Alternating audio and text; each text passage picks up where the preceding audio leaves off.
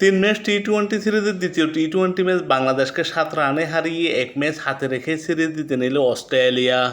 এই ম্যাচে বাংলাদেশ শেষ পর্যন্ত লড়াই করেছে, শুধু একজন ভালো ফিনিশারের অভাবে বাংলাদেশ শেষ পর্যন্ত ম্যাচটি হেরে গেল।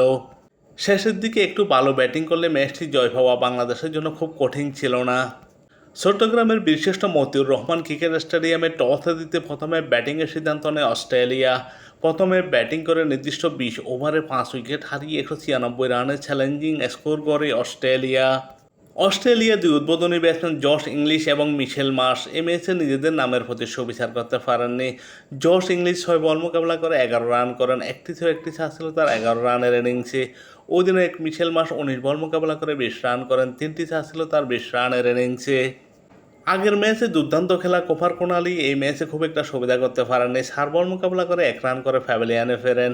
এই ম্যাচে মূলত বাংলাদেশকে হারিয়ে দিয়েছেন একাই ম্যাট রেনস।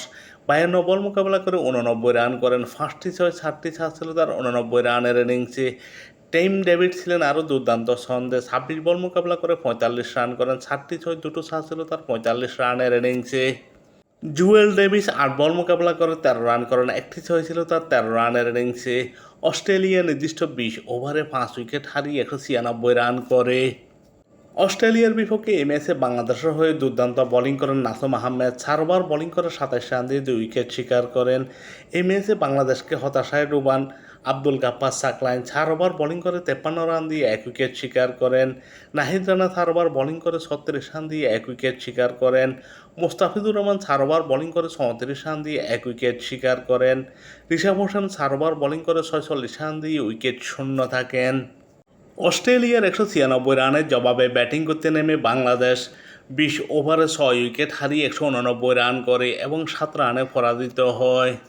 এই ম্যাচে বাংলাদেশের জয় পাওয়া খুব একটা কঠিন ছিল না। শেষের দিকে ব্যাটারদের ব্যর্থতায় শেষ পর্যন্ত হেরে যেতে হলো বাংলাদেশকে এই ম্যাচে বাংলাদেশের 2 উদ্বোধনী ব্যাটসম্যান তানজিদ হাসান তামিম এবং সাইফ হাসান দুর্দান্ত শুরু এনে দেন বাংলাদেশকে। 48 রানের প্রথম উইকেটের পতন ঘটে বাংলাদেশের। তানজিদ হাসান তামিম ব্যক্তিগত 30 রান করে প্যাভিলিয়নে ফেরেন। 15 বল মোকাবেলা করে 1টি 4টি ছিল তার 30 রানের ইনিংসে। সাইফ হাসান এই ম্যাচে দুর্দান্ত ব্যাটিং করেন, 33 বল মোকাবেলা করে 42 রান করেন, 2টো 3টি ছিল তার 42 রানের ইনিংসে। সৌম্য সরকার 9 বল মোকাবেলা করে 15 রান করেন।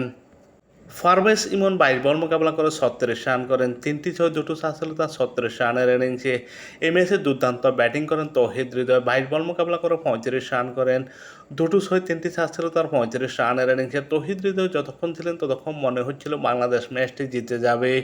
শেষের দিকে শামীম হোসেন পাটোয়ারি 8 বলে 7, সাকলাইন 11 বলে 13 রান এই দীর্ঘটির ব্যাটিং শেষ পর্যন্ত বাংলাদেশকে হেরে যেতে বাধ্য করেছে।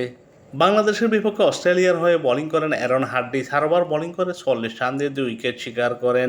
নাথান এলিস 4 ওভার বোলিং করে 27 রান দিয়ে 1 উইকেট শিকার করেন। এরাম থাম্পা 4 ওভার বোলিং করে 39 রান দিয়ে 1 উইকেট শিকার করেন।